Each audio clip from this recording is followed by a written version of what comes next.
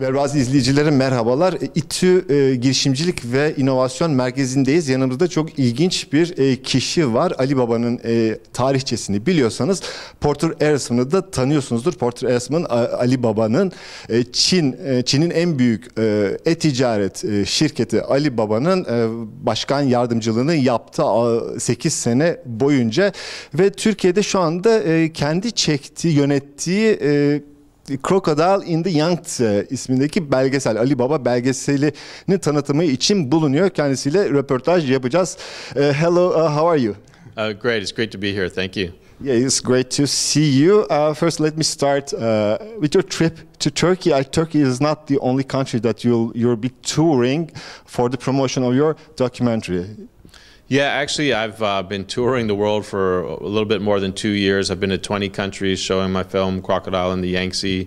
And luckily, Endeavor invited me here to show my film during Global Entrepreneurship Week here in Turkey to share the Alibaba story with students and entrepreneurs here in Turkey. Okay, I had a really nice feedback when you were stepping out of the session just half an hour ago. One student told me that it's really inspiring. The film was really inspiring, the story of Alibaba. Why do you think so?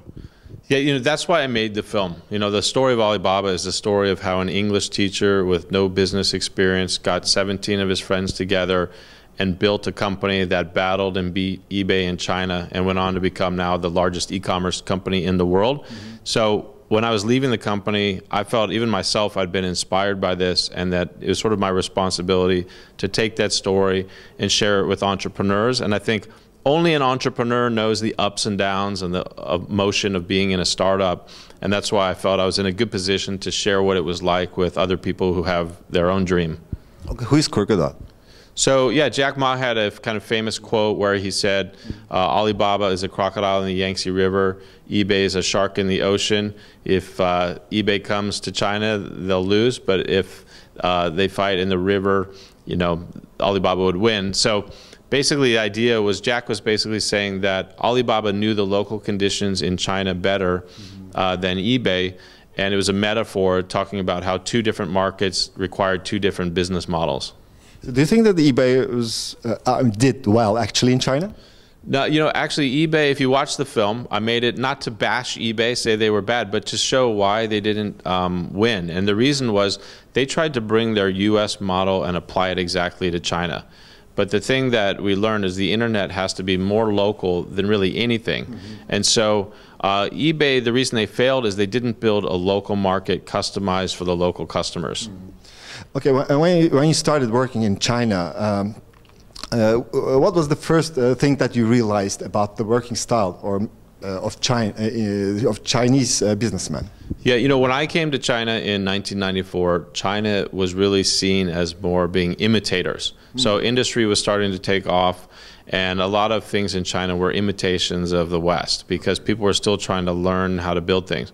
But the big transformation I saw in China while I was there, and Alibaba is one example, is China has moved in a lot of ways from being an imitator to an innovator. So that's the transformation I saw, is that businesses in China have moved beyond copying something in China and actually innovating new products and business models.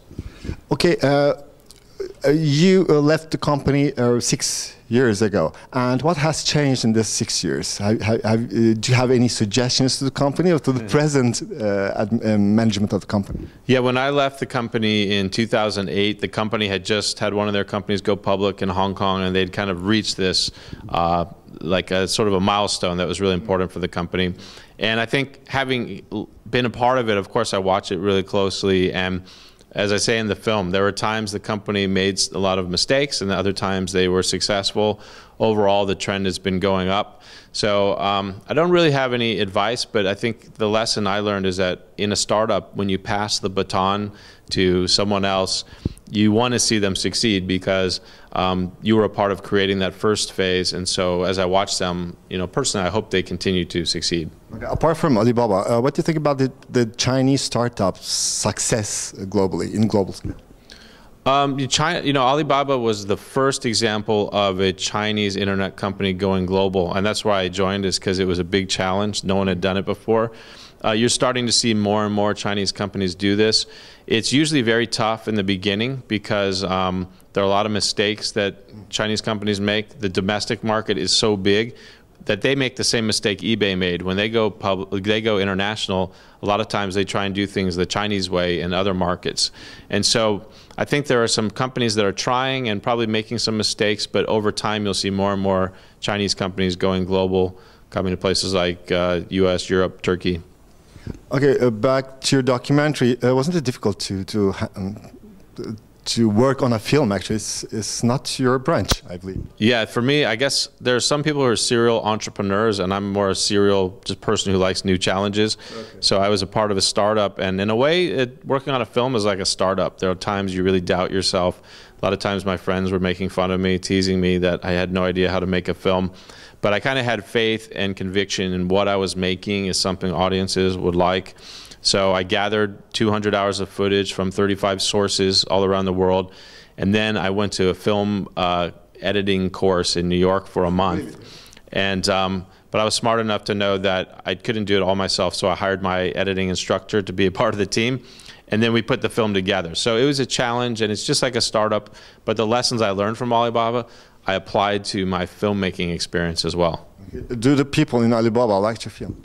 Yeah, it's funny. They gave me their blessing to make an independent film after I left the company, and I really disappeared for 3 years and made the film. By the time I'd finished it, they'd forgotten about it.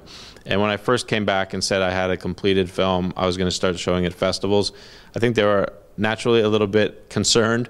At first, I don't think that Jack Ma loved the film. I don't think he hated it. I think he felt it was fair, and to me that was probably more important. I wanted something to be authentic, and over time I think it's really grown on them. A year ago, Jack Ma called me and asked me to show the film at the 10-year anniversary of their big consumer site, Taobao.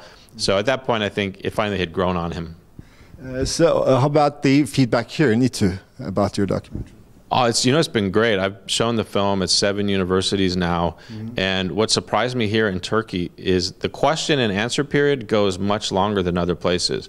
So in other countries, 20 minutes, people are interested, but then they're ready to go move on. Here, the people are asking questions, and it goes maybe an hour of question and answer. So I think there's a lot of interest, and the reason is so many examples I think that come to Turkey have probably been from Silicon Valley, so people study the Silicon Valley model.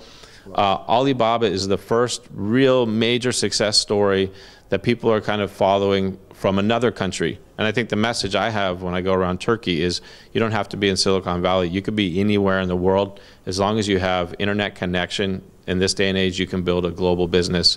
And I think that's why people see the Alibaba example and get inspired by it here. Okay, I hope you'll enjoy your trip here. Thank you very much. Great, thank you.